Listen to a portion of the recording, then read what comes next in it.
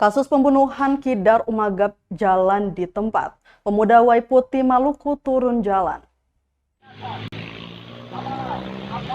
Aliansi Persatuan Pemuda Waiputi berunjuk rasa di Gong Perdamaian Dunia Jalan Slamet Riyadi Uriteto Sirimau Kota Ambon, Senin 14 Maret 2022.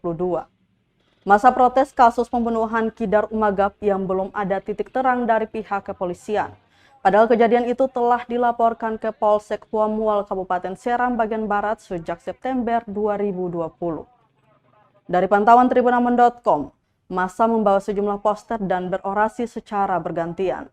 Dalam orasinya, mereka meminta Polda Maluku segera usut tuntas kasus pembunuhan tersebut. Mereka menilai pasca pelaporan kasus tersebut jalan di tempat hingga kini. Koordinator aksi Kosmon Umagap mengaku sangat kecewa dengan kinerja Polres SBB. Menurutnya kasus ini sengaja ditutupi penyidik kepolisian. Dia pun berharap Kapolda Maluku segera mengevaluasi kinerja Kapolres SBB maupun Kapolsek Huamual, serta mengambil alih kasus ini. Diketahui Kidar Umagap meninggal dunia setelah ditusuk orang tak dikenal saat menghadiri sebuah acara keluarga di Dusun Eli, Desa Iha, Kecamatan Huamual, Kabupaten Seram bagian Barat pada 13 September 2022 lalu.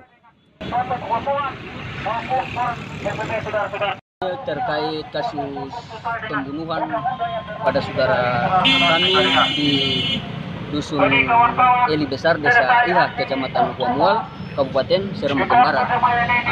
Kasus ini sudah cukup lama larut mengambang di Polsek Huamual, sehingga saya dan pihak keluarga serta Persatuan Pemuda Waiputi mengambil langkah untuk mengadakan aksi demo ini agar pihak Polda Maluku bisa segera mengevaluasi kinerja Polsek Huamual atau Polres Seram bagian Barat SBB. Jadi kasus ini dari sejak kapan? Kasus ini sudah sejak dari September 2020 lalu.